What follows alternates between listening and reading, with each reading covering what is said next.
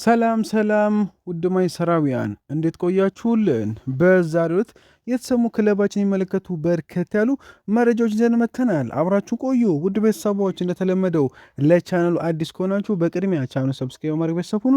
አሁን ለቱ መረጃዎች አለፍን። አብራችሁን ቆዩ። ዴቪድ ኦርነስቲን ስለ ማይክል ካሪክ ሹመት እንዲህ ሲል ይናገራል።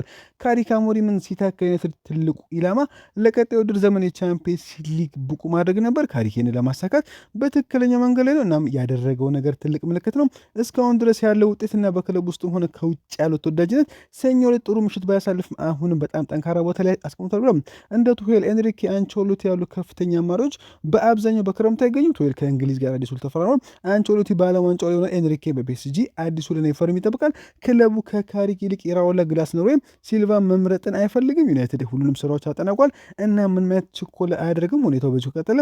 ካሪክ በከፍተኛ ደረጃ ላይ ይገኛል፣ ነገር ግን እስካሁን ምንም ነገር አልተወሰነም ሲል ዴቪድ ኦርነስቲን ተናግሯል። ፖል ሜሰን ስለ ክለባችን ጠይቆ እንዲህ ሲል ይመልሳል። ዩናይትድ በሚቀጥለው ውድድር ዘመን ለዋንጫው ለመታገል ዝግጁ ነው ብዬ አላስብም። ጥቂት ተጫማቾች ያስፈልጋሉ። ከተመሳሳይ ቡድን ጋር በ38 ጨዋታዎች ላይ ተወዳዳሪ ሆነው የሚቆዩ መስሎ አይታየኝም። አሁን የማይንሰር ትኩረት ወደ ቻምፒየንስ መመለስ ብቻ መሆን አለበት። በዚህ ውድድር ላይ መገኘት ከቻሉ ቡድናቸውን ለመገንባት ጥሩ ገንዘብ ይሰጣቸዋል። አሁን በሳምንት አንድ ጊዜ ብቻ ሲጫወቱ ማየት የለመድ ነው አልነበረም። ይህ ክለብ የገባበት ቦታ ላይ አይደለም። እናም በፍጥነት ወደዚያ መመለስ አለባቸው ሲል ፖል ሜርሰን ተናግረዋል።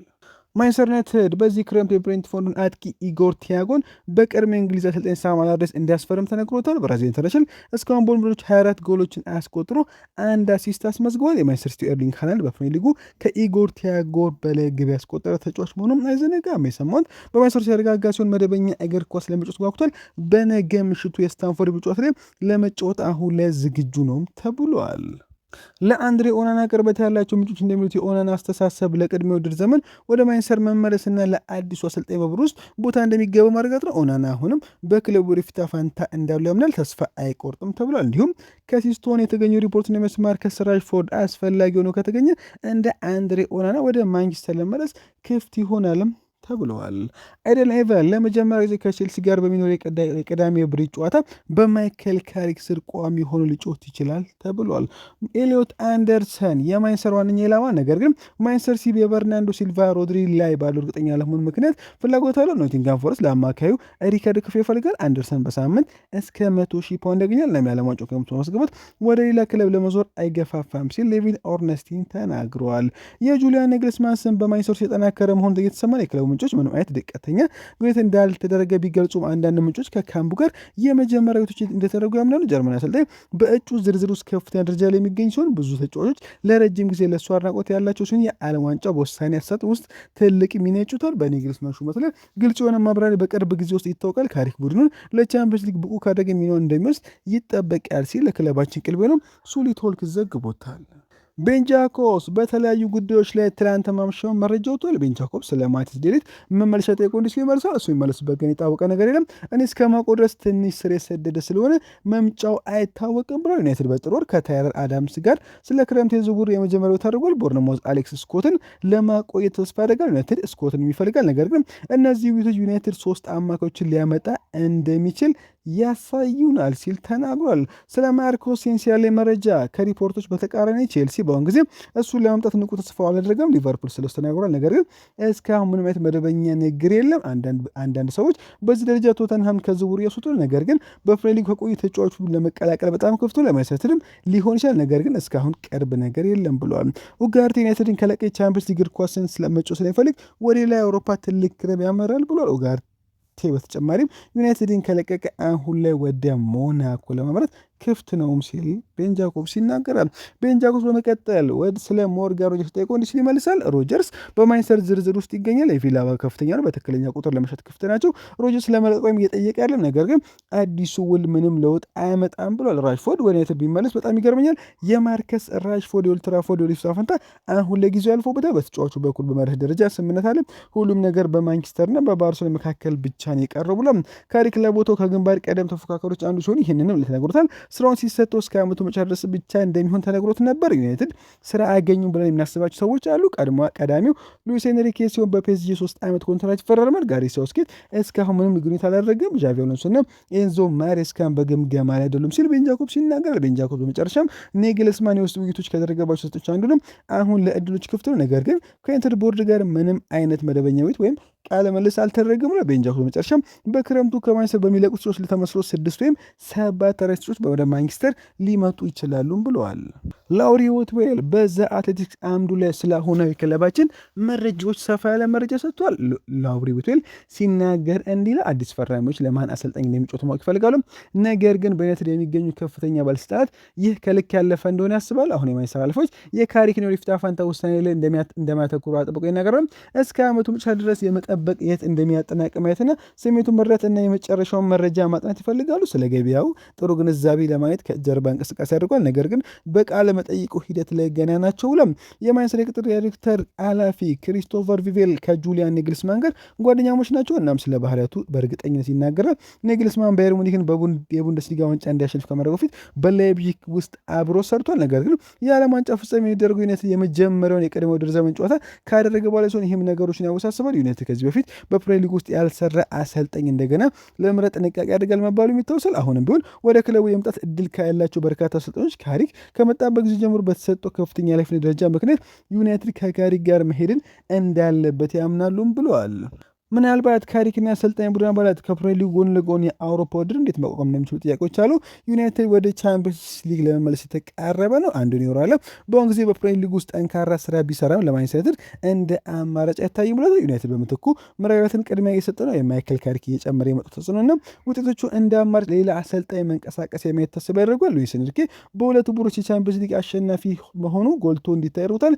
ይህ ማስደሳች ነገር ይፈጥራል። በዩናይትድ ኃላፊዎች ውስጥ ባሉ ሰዎች ዘንድ አድናቆታል። ነገር ግን የፒኤስጂ ሁሉም እስከ 2030 ድረስ እንደሚያደርስ ይጠበቃል። ያሁን ሁሉ በ2027 ያበቃል። ማንቸስተር ከሊድስ ዩናይትድ ጋር በርጮታ ምክንያት በዳይሬክተሮች ሳጥን ውስጥ የነበሩት ሰር ጂም ራትክሊፍ በክለቡ አቅጣጫ ላይ የመጨረሻውን ውሳኔ ያደርጋሉ። የግሌዘር ቤተሰብ አብዛኛውን ባለቤት ሆኖ ይቀጥላል። ነገር ግን ሂደቱን እንዲመራ በመፍቀዳቸው ደስተኞች ናቸው ተብሎ በሚቀጥሉ ሳምንታት የሚደረጉ ውጤቶችና አፈጻጸሞች መጨረሻ ውሳኔ ላይ ትልቅ ሚና ይጫወታሉ። ፋይናንስም ቁልፍ ነገር ነው። ቶማስ ቱዌልና ካርሎ አንቸሎቲ ለዩናይትድ ጠንካራ ማቾ እንደሆኑ ተደርጎታል። ነገር ግን ቱዌል ከእንግሊዝ ጋር እስከ 2028 ድረስ ኮንትራት አለው።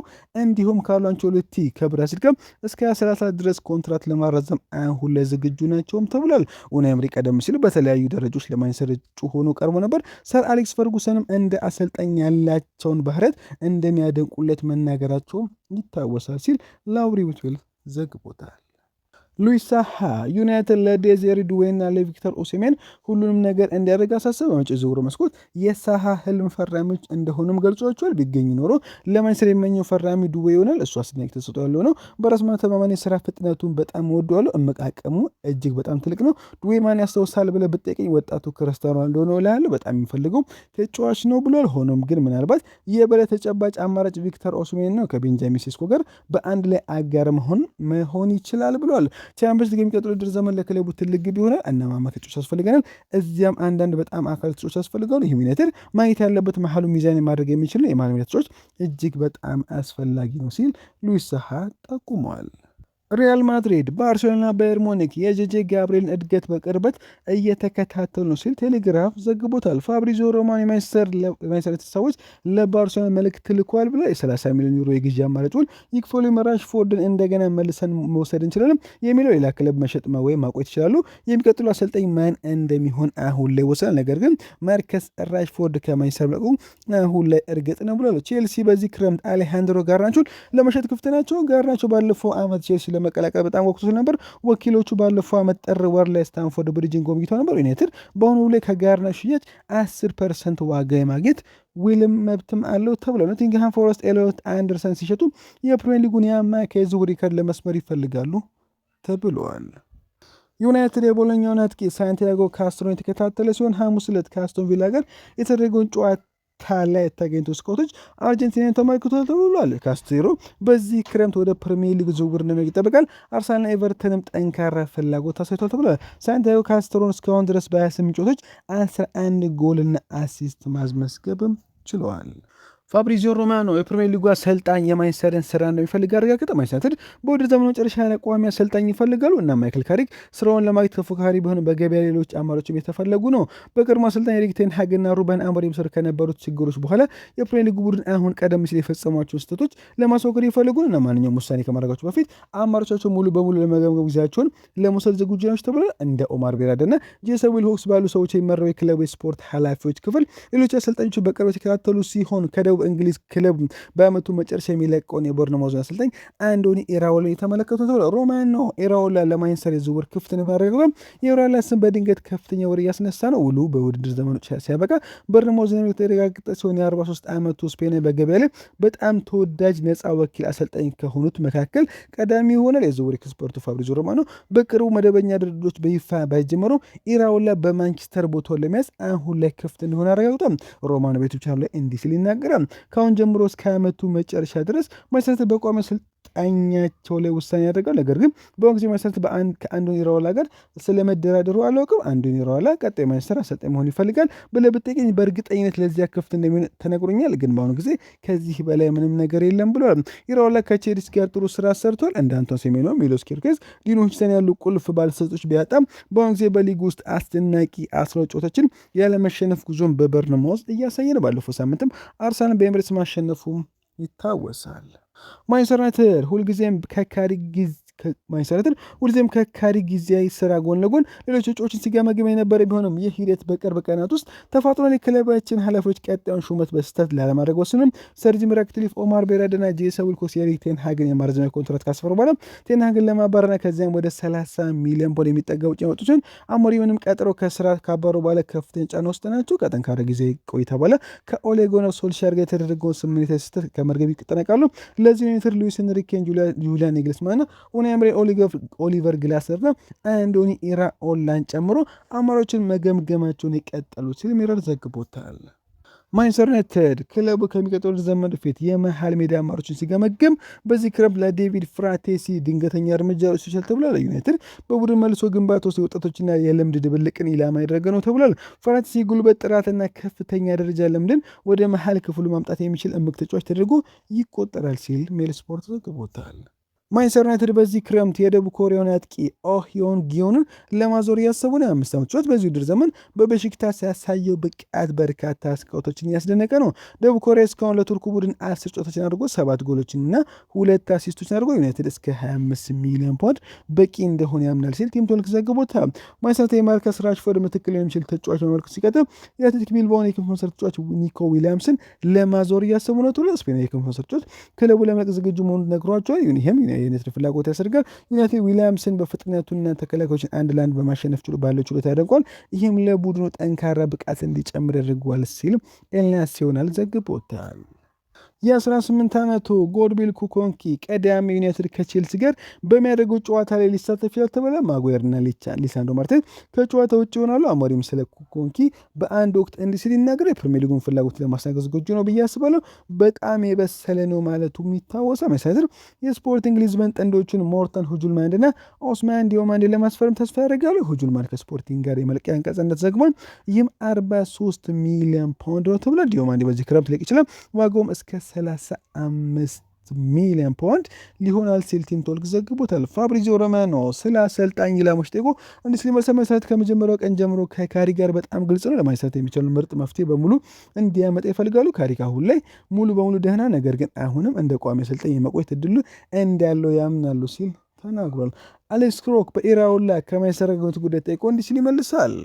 ዩናይትድ በፕሪሚየር ሊጉ ውስጥ እንዲቆይ ሊያደርገው ከፈለገ አሁንም ለዩናይትድ አማራጭ ይችላል፣ ነገር ግን በእጩ ዝርዝራቸው ውስጥ ከፍተኛ እንደሆነ አይታመንም። ሪቻርድ ሂውስ ኢራኦላን ወደ ቦርንማውዝ ያመጣውን አርኔ ስሎትን ከለቀቀ ሊቨርፑልም ሊፈልገው ይችላል ሲል ተናግሯል። ክሪስቶፈር ቪቬል በአርቢ ሌይፕዚግ ጋር የተያዙ ለስሞች የተመለከተ ሲሆን አንድ የቀድሞና አንድ የሆነ የሌይፕዚግ ሰው ለማምጣት ፍላጎትን ሰምተዋል። ይህም የቀድሞ አሰልጣኝ ጁሊያን ናግልስማን እና የአሁኑ ኢላማ የዲዮማንድን ያካተል። ቀደም ሲል የተገለጸው ማንቸስተር በዲዮማንድ ላይ መስራት ጀምሯል። ማይክል ካሪክ በሊድስ ሽንፈት ምክንያት የማንቸስተር ኃላፊዎች ድጋፍ አጥቷል። ዩናይትድ አሁን አማራጮችን የገመገመ ሲሆን ክለቡ በኦልድ ትራፎርድ በሊድስ ከተሸነፈ በኋላ በሚቀጥለው ዘመን በኃላፊነት የሚቆየት እድሉ አሁን ላይ የቀነሰ ነው ተብለዋል። የአልታይ ባንዲር ተወካዮች አሁን ከቤሺክታሽ ጋር በግል ውሎች ተስማምቷል። ከዩናይትድ ጋር የዝውውር ክፍያ መስማማት ከቻሉ ስምምነቱ ሊጠቅ ይችላል። አንድሬ ኦናናም በትራንስቮን ስፖርት የውሰት ውሉ ሲያልቅ ዩናይትድ እንደሚለቅ ይጠበቃል። ምንም እንኳን ቶም ሂተን አዲስ የ1 ዓመት ውል ቢቀርብለትም ሲል ሜል ስፖርት ዘግቦታል። ስኮት ሳንደርስ እንዲህ ሲል ነገር አሞሪም እንዲለቅ ፈልገው ነበር፣ ነገር ግን ኢራኦላ እንዲመጣ ይፈልጋሉ። ማንቸስተር ሰኞ በድል ተሸንፏል። አሁን በካዲክ ስር በትክክል እየሰራ አይደለም። አሞሪም ሁልጊዜም ስለ ኢንቴንሲቲ ይናገር ነበር፣ ነገር ግን ሰዎች በስርዓቱ ላይ ብቻ ያተኩሩ ነበር። እናም እንዲወጣ ይፈልጉ ነበር። ኢራኦላ ማንቸስተር ጥሩ አይሰራም እያልኩ ነው፣ ነገር ግን ተአምራትን አጠብቁ። ማንቸስተር ሙሉ በሙሉ አዲስ የመሃል ሜዳ እስኪገነባ እና ኋላ መስመሩ እስኪያስተካከልና የቡድን ጥልቀት እስኪኖር ድረስ አሁንም ትዕግስት ይፈልጋል ሲልም ተናግረዋል። ውድ ቤተሰቦች ለዛሬ ነበር ቆይታ በዚያ በቃ። መልካም ቀን